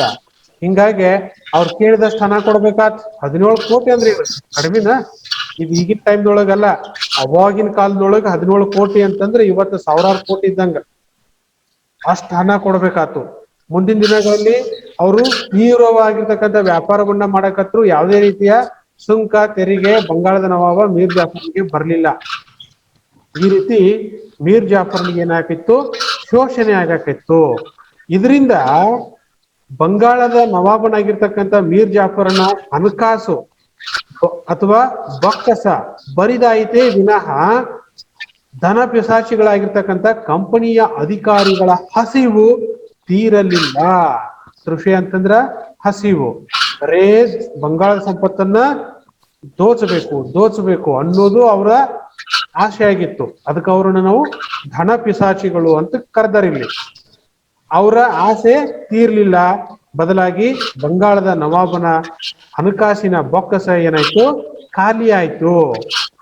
ಯಾವಾಗ ಮೀರ್ ಜಾಫರ್ ಬ್ರಿಟಿಷರು ಕೇಳಿರ್ತಕ್ಕಂಥ ಹಣವನ್ನ ಕೊಡೋದಕ್ಕೆ ಆಗ್ಲಿಲ್ವೋ ಅವಾಗ ಬ್ರಿಟಿಷರು ಏನ್ ಮಾಡಿದ್ರಪ್ಪ ಅಂತಂದ್ರ, ಮೀರ್ ಜಾಫರ್ ಉತ್ತಮವಾಗಿ ಆಳ್ವಿಕೆ ಮಾಡೋದಕ್ಕ ಸಮರ್ಥನಾಗಿರ್ತಕ್ಕಂಥ ನವಾಬ ಅಲ್ಲ, ಆದ್ರಿಂದ ಇವ ಅಸಮರ್ಥದಾನ, ಇವನನ್ನ ಏನ್ ಮಾಡೋದು? ನವಾಬ್ ಹುದ್ದೆಯಿಂದ ತೆಗೆದುಹಾಕುನು ಅಂತ ಹೇಳಿ ನವಾಬ್ ಹುದ್ದೆಯಿಂದ ಅವನನ್ನ ತೆಗೆದು ಹಾಕಿದ್ರು, ಪದಚ್ಯುತಗೊಳಿಸಿ ಆ ಮೀರ್ ಜಾಫರ್ಗೆ ಒಬ್ಬ ಬಳೆಯ ಇದ್ದ ಮೀರ್ ಕಾಸಿಂ ಅಂತ ಹೇಳಿ ಅವನನ್ನ ಬಂಗಾಳದ ನವಾಬ್ನನ್ನಾಗಿ ಮಾಡಿದ್ರು. ಮೀರ್ ಕಾಸಿಂನನ್ನು ಏಕೆ ಬಂಗಾಳದ ನವಾಬನನ್ನಾಗಿ ಮಾಡಿದ್ರು? ಮೀರ್ ಜಾಫರ್ ಹಣ ಕೊಡ್ಲಿಲ್ರಿ, ಅದಕ್ಕ ವ್ಯಾಪಾರ ಅಸಮರ್ಥನಾಗಿದ್ದರಿಂದ ಬ್ರಿಟಿಷರು ಕೇಳ್ತಕ್ಕಂತ ಹಣವನ್ನ ಮೀರ್ ಜಾಫರ್ ಕೊಡೋದಕ್ಕ ಆಗ್ಲಿಲ್ಲ. ಅದಕ್ಕ ನೀನು ಆಳ್ವಿಕೆ ಮಾಡಕ್ ಯೋಗ್ಯ ಇಲ್ಲ, ಅಸಮರ್ಥದಿ ನೀನು ಅನ್ನೋ ಕಾರಣ ಕೊಟ್ಟ ಅವನನ್ನ ಪದಚ್ಯುತಗೊಳಿಸಿದ್ರು. ಪದಚ್ಯುತ ಅಂತಂದ್ರೆ ಸಿಂಹಾಸನದಿಂದ ಕೆಳಗಿಳಿಸೋದಕ್ಕ ಪದಚ್ಯುತ ಅಂತ ಕರೀತಾರ. ಪದಚ್ಯುತಗೊಳಿಸಿ ಅವನ ಅಳಿಯಾಗಿರ್ತಕ್ಕಂಥ ಮೀರ್ ಕಾಸಿಂನನ್ನ ಬಂಗಾಳದ ನವಾಬ್ನನ್ನಾಗಿ ಮಾಡಿದ್ರು. ಅವಾಗ ಮೀರ್ ಜಾಫರ್ನಿಗೆ ಹೆಂಗಾಗತ್ತ? ಫುಲ್ ಖುಷಿ ಆಗತ್ತ. ಮೀರ್ ಜಾಫರ್ನಿಗೆ ಭಯಂಕರ ಸಿಟ್ಟು ಬಂತು. ಅದಕ್ಕೆ ಅವೇನ್ ಮಾಡ್ತಾನ? ಮುಂದೆ ಪ್ಲಾನ್ ಅನ್ನೋದನ್ನ ಅವೇನ್ ಮಾಡ್ತಾನ ಅನ್ನೋದನ್ನ ಮುಂದಿನ ಅವಧಿ ಒಳಗೆ ತಿಳ್ಕೊಳ್ಳೋಣ. ಈಗ ನೋಡ್ರಿ, ನಾವು ಪ್ಲಾಸಿ ಕದನದ ಬಗ್ಗೆ ತಿಳ್ಕೊಂಡ್ವಿ. ಪ್ಲಾಸಿ ಕದನಕ್ಕೆ ಕಾರಣಗಳನ್ನ ತಿಳ್ಕೊಂಡ್ವಿ. ಪ್ಲಾಸಿ ಕದನದ ನಡೆದ ನಂತರ ಏನ್ ಪರಿಣಾಮಗಳು ಆಯ್ತು ಅನ್ನೋದನ್ನ ತಿಳ್ಕೊಂಡ್ವಿ. ಎರಡು ಬಹಳ ಇಂಪಾರ್ಟೆಂಟ್ ಪ್ರಶ್ನೆಗಳು, ನೆನಪಿಟ್ಕೋಬೇಕು. ಲಾಂಗ್ ಕ್ವಶನ್ ಇಲ್ಲಿ ಬರ್ತಕ್ಕಂಥ ಪ್ರಶ್ನೆಗಳು. ಪ್ಲಾಸಿ ಕದನಕ್ಕೆ ಕಾರಣಗಳೇನು, ಎರಡನೇದ್ದು ಪ್ಲಾಸಿ ಕದನದ ಪರಿಣಾಮಗಳು. ಒಂದ್ ಅಂಕಕ್ಕೆ ಬರ್ಬೋದಾಗಿರ್ತಕ್ಕಂಥ ಪ್ರಶ್ನೆಗಳು, ಪ್ಲಾಸಿ ಕದನ ಯಾರ್ಯಾರ ಮಧ್ಯೆ ನಡೀತು ಮತ್ತು ಯಾವ ಇಸ್ವಿಯಲ್ಲಿ ನಡೀತು ಅನ್ನೋದು ಒಂದ್ ಅಂಕಕ್ಕೆ ಬರ್ಬೋದಾಗಿರ್ತಕ್ಕಂಥ ಇಂಪಾರ್ಟೆಂಟ್ ಪ್ರಶ್ನೆಗಳು. ಹಂಗಾದ್ರ ಒಂದಷ್ಟು ಪ್ರಶ್ನೆಗಳನ್ನ ಈಗ ನಾವು ನೋಡೋಣ. ಸುಮಾರು 76 ಪ್ರಶ್ನೆಗಳು ಈಗಾಗಲೇ ಆಗಿದ್ದಾವೆ. 77ನೇ ಪ್ರಶ್ನೆ, ಬ್ರಿಟಿಷ್ ಈಸ್ಟ್ ಇಂಡಿಯಾ ಕಂಪನಿಗೆ ಬಂಗಾಳದಲ್ಲಿ ಮುಕ್ತ ವ್ಯಾಪಾರವನ್ನ ನಡೆಸಲು ದಸ್ತಕಗಳನ್ನ ಕೊಟ್ಟವರಾರು? ಮೊಘಲ್ ಸಾಮ್ರಾಟನಾಗಿರ್ತಕ್ಕಂಥ ಫಾರೂಕ್ ಶಿಯಾರ್ ಕೊಟ್ಟಿದ್ದ. ಇದುವರೆಗೆ ಸುಮಾರು 76 ಪ್ರಶ್ನೆಗಳು ಆಗ್ಯಾವ. ಒಂದ್ ವೇಳೆ ಹಿಂದಿನ 76 ಪ್ರಶ್ನೆಗಳು ನಿಮಗೆ ಗೊತ್ತಿಲ್ಲ ಅಂತಂದ್ರ ಮೇಲೆ ಬರ್ತಿರ್ತಕ್ಕಂಥ ಲಿಂಕ್ ಅನ್ನ ನೀವು ಕ್ಲಿಕ್ ಮಾಡಿ ಹಿಂದಿನ ವಿಡಿಯೋಗಳನ್ನು ನೋಡಿ ಅಲ್ಲಿರ್ತಕ್ಕಂಥ ಒಂದು ನೋಟ್ಸ್ ಅನ್ನ ಬರ್ಕೊಳ್ಬಹುದು. ಫಾರೂಕ್ ಶಿಯಾರ್ ಸರಿಯಾದ ಉತ್ತರ. ಮುಂದಿನ ಪ್ರಶ್ನೆ ಸಂಖ್ಯೆ 78, ದಸ್ತಕ್ ಎಂದರೇನು? ಬೇಕಾದ್ರೆ ಹೇಳ್ರಿ ಪಟ್ನ. ದಸ್ತಕ ಎಂದರೆ ಪರವಾನಗಿ ಪತ್ರ ಅಂತ ಹೇಳಿದ್ರಿ. ಸ್ವಲ್ಪ ವಿವರಣೆ ಕೊಟ್ಟು ಯಾರು ಹೇಳ್ತೀರಿ? ನಾ ಹೇಳ್ತೇನೆ ಸರ್. ಹೇಳಿ. ಮೊಘಲ್ ದೊರೆಯಾದ ಫಾರೂಕ್ ಶಿಯಾರನು ಬ್ರಿಟಿಷರಿಗೆ ಮುಕ್ತ ವ್ಯಾಪಾರಕ್ಕಾಗಿ ನೀಡಿದ ಪರವಾನಗಿ ಪತ್ರವನ್ನು ದಸ್ತಕ್ ಎಂದು ಕರೆಯುತ್ತಾರೆ. Yes, very good, correct. ಇನ್ನೊಂದು ವರ್ಡ್ ಸೇರಿಸಲ್ಲಿ, ಬಂಗಾಳ ಪ್ರಾಂತದಲ್ಲಿ ಅಂತ ಹೇಳಿ. ಓಕೆ, ದಸ್ತಕ್ ಅಂತಂದ್ರೆ ಮುಕ್ತ ವ್ಯಾಪಾರ ನಡೆಸಲು ನೀಡಿದ ಪರವಾನಗಿ ಪತ್ರವನ್ನ ದಸ್ತಕ್ ಅಂತ ಕರಿತೀವಿ. ಪ್ರಶ್ನೆ ಸಂಖ್ಯೆ 79, ಪ್ಲಾಸಿ ಕದನ ಯಾರ ನಡುವೆ ನಡೆಯಿತು? ಸಿರಾಜ್ ಉದ್ದೌಲ್ ಮತ್ತು ಬ್ರಿಟಿಷರ ಸಿರಾಜ್ ಉದ್ದೌಲ್ ಮತ್ತು ಸಿರಾಜ್ ಉದ್ದೌಲ್ ಬ್ರಿಟಿಷರ ಮತ್ತು ರಾಬರ್ಟ್ ಬ್ರಿಟಿಷರ ನಡುವೆ ಮತ್ತು ರಾಬರ್ಟ್ ಎಸ್, ಸಿರಾಜ್ ಉದ್ದೌಲ್ ಮತ್ತು ಬ್ರಿಟಿಷರು ಕರೆಕ್ಟ್ ಉತ್ತರ. ಸಿರಾಜ್ ಉದ್ದೌಲ್ ಮತ್ತು ರಾಬರ್ಟ್ ಕ್ಲೈವ್ ಅಂದ್ರೆ ಇನ್ನೂ ಕರೆಕ್ಟ್ ಉತ್ತರ. ಓಕೆ, ಸಿರಾಜ್ ಉದ್ದೌಲ್ ಮತ್ತು ಬ್ರಿಟಿಷರ ರಾಬರ್ಟ್ ಕ್ಲೈವ್ ಅವರ ಮಧ್ಯೆ ನಡೀತು ಅಂತ ಹೇಳ್ರಿ. ಕ್ವಶನ್ ನಂಬರ್ 80, ಪ್ಲಾಸಿ ಕದನ ನಡೆದ ವರ್ಷ ಯಾವುದು? 1757. ಎಸ್, ಸರಿಯಾದ ಉತ್ತರ 1757. ಸಾಮಾನ್ಯ ಶಕ ವರ್ಷ 1757. ಪ್ಲಾಸಿ ಕದನಕ್ಕೆ ಕಾರಣಗಳನ್ನು ತಿಳಿಸಿ. ಯಾರು ತಿಳಿಸ್ತೀರಿ? ದಸ್ತಕಗಳ ದುರುಪಯೋಗ. ಎಸ್, 1. ಅನುಮತಿ ಅನುಮತಿ ಇಲ್ಲದೆ ಕೋಟೆಯ ದುರಸ್ತಿ. S, very good, correct. 2. 3 ಇನ್ನೊಂದು. ಕಪ್ಪು ಕೋಣೆ ದುರಂತ. ಎಸ್, 3 ಅಂಶಗಳನ್ನು ನಾವು. 4ನೇದ್ದು ಬ್ರಿಟಿಷರು ಕೋಣೆಯ ಮೇಲೆ ಫಿರಂಗಿಗಳನ್ನು ಇಟ್ಟರು. ಕೋಣೆಯ ಮೇಲೆ. ಬ್ರಿಟಿಷರು ಕೋಟೆಯ ಮೇಲೆ ಫಿರಂಗಿಗಳನ್ನು ಇಟ್ಟರು. ಎಸ್, 2 ಅಂಕಕ್ಕೆ ಇದನ್ನು ಪ್ರಶ್ನೆ ಕೇಳೋದ್ರಿಂದ 4 ಪಾಯಿಂಟ್ ಮಾಡಿದೀವಿ. ಅಲ್ಲಿ 3ನೇ ಪಾಯಿಂಟ್ ನ ಒಡೆದು 2 ಮಾಡೈತಿ. ಅನುಮತಿ ಇಲ್ಲದೆ ಕೋಟೆಯ ದುರಸ್ತಿ ಮತ್ತು ಬ್ರಿಟಿಷರು ಆ ಕೋಟೆಯ ಮೇಲೆ ಫಿರಂಗಿಗಳನ್ನ ಇಟ್ರು ಅನ್ನೋದು ಮತ್ತೊಂದು ಕಾರಣ. ಕ್ವಶನ್ ನಂಬರ್ 82, ದಸ್ತಕಗಳ ದುರುಪಯೋಗವು ಪ್ಲಾಸಿ ಕದನಕ್ಕೆ ಹೇಗೆ ಕಾರಣವಾಯಿತು? ನೋಡ್ರಿ, ಪ್ಲಾಸಿ ಕದನಕ್ಕೆ ಕಾರಣಗಳು 3 ಹೇಳಿದ್ರಿ. ಅದ್ರೊಳಗೆ ಒಂದು ದಸ್ತಕಗಳ ದುರುಪಯೋಗ. ಹಂಗಾದ್ರೆ ಹೆಂಗ್ ಕಾರಣ ಅನ್ನೋದು ಒಂದು ಪ್ರಶ್ನೆ. ಫಾರೂಕ್ ಸಿಯಾರ್ ಈ ಬ್ರಿಟಿಷ್ ಈಸ್ಟ್ ಇಂಡಿಯಾ ಕಂಪನಿಗೆ ದಸ್ತಕಗಳನ್ನು ನೀಡಿದ್ದರಿಂದ ಅಲ್ಲಿರುವಂತಹ ನೌಕರರು ದುರುಪಯೋಗವನ್ನು ಪಡಿಸಿಕೊಂಡರು. ದುರುಪಯೋಗ ಪಡಿಸಿಕೊಂಡಿದ್ರಿಂದ ಏನ್ ನಷ್ಟ ಆಯ್ತು, ಯಾರಿಗೆ ನಷ್ಟ ಆಯ್ತು ಅನ್ನೋದು ವಿವರಣೆ ಕೊಡ್ಬೇಕು. ನೌಕರರು ಅವುಗಳನ್ನು ದುರುಪಯೋಗ ಮಾಡಿಕೊಳ್ಳೋದ್ರಿಂದ ಯಾರಿಗೆ ನಷ್ಟ ಆಯ್ತು? ಟ್ರೈ ಮಾಡಿಲ್ಲ. ರಾಜ್ಯದ ಬೊಕ್ಕಸಕ್ಕೆ. ಯಾವ ರಾಜ್ಯದ? ಬಂಗಾಳದ ನವಾಬರಿಗೆ. ಎಸ್, ಬಂಗಾಳದ ನವಾಬನ ಬೊಕ್ಕಸಕ್ಕೆ ನಷ್ಟ ಆಯ್ತು. ಹೀಗಾಗಿ ಬಂಗಾಳದ ನವಾಬ ಬ್ರಿಟಿಷರ ವಿರುದ್ಧ ಆಕ್ರೋಶಗೊಂಡ. ಕಂಪನಿಗೆ ನೀಡಿದ್ದ ದಸ್ತಕಗಳನ್ನ ಕಂಪನಿಯ ನೌಕರರು ವೈಯಕ್ತಿಕ ವ್ಯಾಪಾರಕ್ಕೆ ಬಳಸುತ್ತಿದ್ರಿಂದ ನವಾಬನ ಬೊಕ್ಕಸಕ್ಕೆ ನಷ್ಟ ಉಂಟಾಗಿ ಸಿರಾಜ್ ಉದ್ದೌಲನ್ನ ಕೆರಳಿಸಿತು. ಓಕೆ, ಕಪ್ಪು ಕೋಣೆಯ ದುರಂತವನ್ನ ವಿವರಿಸಿ ಅಥವಾ ಕಪ್ಪು ಕೋಣೆ ದುರಂತ ಎಂದರೇನು? ಅದ್ರ ಬಗ್ಗೆ ವಿವರಣೆ ಕೊಡ್ರಿ, ಮುಗಿದೋತು. ಇಷ್ಟ ಮತ್ತೇನಿಲ್ಲ. ಬ್ರಿಟಿಷರನ್ನು ಸೆರೆ ಹಿಡಿದು ಸಿರಾಜ್ ಉದ್ದೌಲನು ಬ್ರಿಟಿಷರನ್ನು ಸೆರೆ ಹಿಡಿದು ಒಮ್ಮಿಲೆ ಸೆರೆ ಹಿಡ್ದ ಬಿಟ್ಟು ನಾವು ಯಾವ್ದ್ರ ಮೇಲೆ ಆಕ್ರಮಣ ಮಾಡಿ ಸೆರೆ ಹಿಡ್ದ? Fort William. ಎಸ್, ಕೋಟೆಯನ್ನು ಒಡೆದುಕೊಂಡು. ಒಂದ್ ನಿಮಿಷ ಒಬ್ರು ಹೇಳ್ರಿ, ಯಾರಾದ್ರು ಹೇಳ್ರಿ. ಶೈಲ, ಸಿರಾಜ್ ಉದ್ದೌಲನು ಕಲ್ಕತ್ತಾದ ಫೋರ್ಟ್ ವಿಲಿಯಂ ಕೋಟೆಯ ಮೇಲೆ ಆಕ್ರಮಣ ಮಾಡಿ ಅದನ್ನ ವಶಪಡಿಸಿಕೊಂಡು ಸೆರೆ ಹಿಡಿದ. 146 ಜನರನ್ನ ಸೆರೆ ಹಿಡಿದ. ಮುಂದೇನ್ ಮಾಡಿದ? ಅವ್ರನ್ನ ಕರೆದು ಊಟ ಹಾಕಿದನ. ಇಲ್ಲಿ ಕಪ್ಪು ಕೋಣೆಯಲ್ಲಿ ಒಂದು ಚಿಕ್ಕ ಕೋಣೆಯಲ್ಲಿ ಅವರನ್ನ ಬಂಧಿಸಿಟ್ಟ. ಅದರಲ್ಲಿ ಗಾಳಿ ಬೆಳಕು ಇರ್ಲಾರ್ದಂಗ ಮಾಡ್ದ.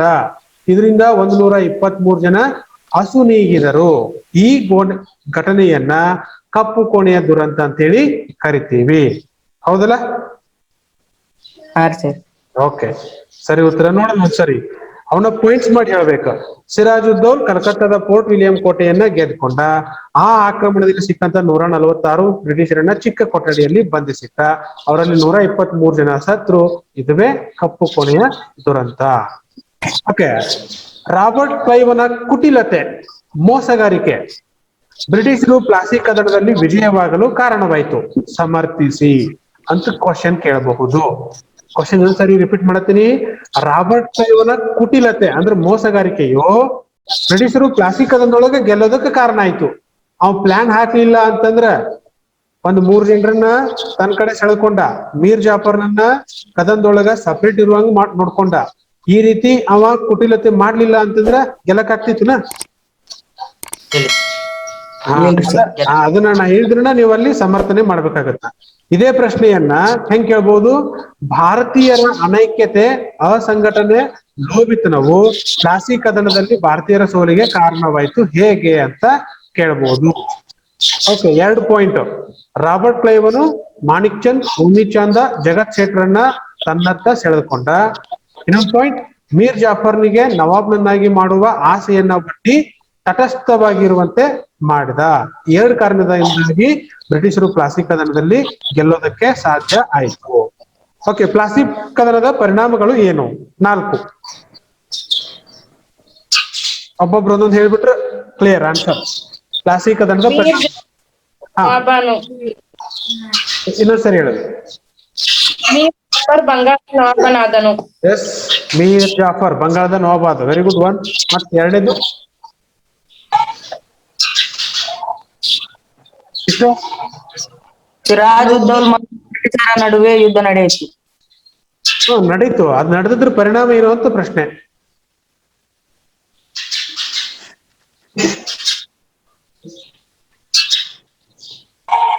ನೋಡ್ರಿ, ಸಿರಾಜನು ಭಾರತೀಯರಲ್ಲಿ ಇದ್ದಂತ ಅನೈಕ್ಯತೆ ಪ್ರದರ್ಶನ ಆಯ್ತು. ಮೀರ್ ಜಾಫರ್ ಬಂಗಾಳದ ನವಾಬಾದ. ಈಗ ಹೇಳಿದಂಗ ಕಂಪನಿಯು ಬಂಗಾಳದ ಪ್ರಾಂತ್ಯದಲ್ಲಿ ವ್ಯಾಪಾರ ನಡೆಸಲು ಅನಿರ್ಬಂಧಿತ ಹಕ್ಕನ್ನ ಪಡ್ಕೊಂತು. ಜೊತೆಗೆ ಮೀರ್ ಜಾಫರ್ನು ಬ್ರಿಟಿಷರಿಗೆ 17,70,00,000 ನೀಡಬೇಕಾಯ್ತು.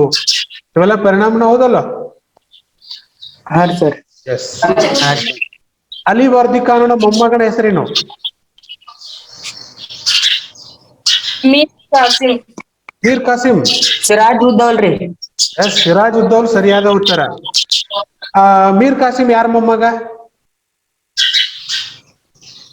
ಸಿರಾಜ್ ಉದ್ದೌಲ್. ಅಲ್ಲ, ಮೀರ್ ಕಾಸಿಂ ಯಾರ ಅಳಿಯ? ಮೀರ್ ಜಾಫರ್ನ ಅಳಿ. ಮೀರ್ ಜಾಫರ್ನ ಅಳಿಯ ಅವ. ಓಕೆ. ಮೀರ್ ಜಾಫರ್ನು ಕಂಪ್ನಿಗೆ 17,70,00,000 ನೀಡಿದ. ಏಕೆ? ಮೀರ್ ಜಾಫರ್ ಕಂಪ್ನಿಗೆ 17,70,00,000 ಕೊಡಬೇಕಾಯ್ತು. ಯಾಕೆ? ಏನ್ ಕಾರಣ ಕೊಟ್ರು ಅವರು ಬ್ರಿಟಿಷರು ರೊಕ್ಕ ಇಸ್ಕೊಳಕ? ಸಿರಾಜ್ ಉದ್ದೌಲ್ ಕಲ್ಕತ್ತಾ ಕೋಟೆಯನ್ನು ದಾಳಿ ಮಾಡಿದ್ದರಿಂದ. ಎಸ್, ಸಿರಾಜ್ ಉದ್ದೌಲ್ನು ಕಲ್ಕತ್ತಾ ಕೋಟೆ ಮೇಲೆ ದಾಳಿ ಮಾಡಿ ಅದನ್ನ ಸ್ವಲ್ಪ ನಾಶ ಮಾಡಿದ್ದ. ಜೊತೆಗೆ 123 ಮಂದಿನ ಕೊಂದಿದ್ದ. ಈ ಕಾರಣಕ್ಕಾಗಿ 17,70,00,000 ಮೀರ್ ಜಾಫರ್ ಕಂಪ್ನಿಗೆ ಕೊಡಬೇಕು ಅಂತ ಕಂಪ್ನಿಗಾರರು ಬ್ರಿಟಿಷರು ಹೇಳಿದ್ರು. ಅದಕ್ಕಾಗಿ ಆತ ಕೊಡ್ಬೇಕಾಯ್ತು. ಪ್ಲಾಸಿ ಕದನದ ನಂತರ ಬಂಗಾಳದ ನವಾಬನಾದವನು ಯಾರು? ವಿಚಾರ ಮಾಡಿ ಉತ್ತರ ಕೊಡ್ರಿ. ಪ್ಲಾಸಿ ಕದನದ ನಂತರ ಬಂಗಾಳದ ನವಾಬ ಆದವನು ಯಾರು? ಮೀರ್ ಜಾಫರ್. ಎಸ್, ಸರಿಯಾದ ಉತ್ತರ, ಮೀರ್ ಜಾಫರ್. ಇಷ್ಟು ಪ್ಲಾಸಿ ಕದನದ ಬಗ್ಗೆ. ಇನ್ನ ಮುಂದಿನ ಅವಧಿಯಲ್ಲಿ ಬಕ್ಸಾರ್ ಕದನದ ಬಗ್ಗೆ ನೋಡೋಣ.